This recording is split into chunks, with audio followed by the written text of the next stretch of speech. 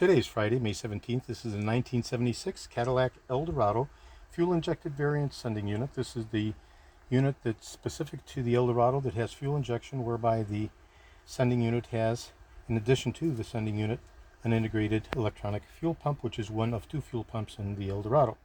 So I've gone ahead and I've connected positive power to this terminal right here and put a hose here, and we're going to be passing fluid from this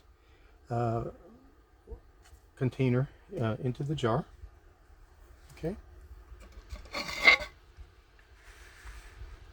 And I'm going to go ahead and I'm going to apply power to the grounding wire.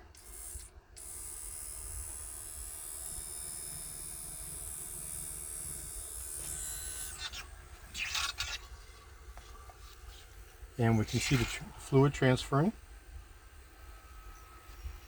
Okay, from here to there.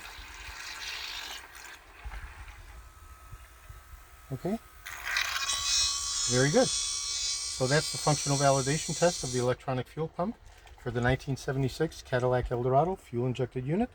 Today is Friday, May 17th. This is George in Florida. I have over 375,000 original vintage 1959 through 1976 Cadillac items in my collection.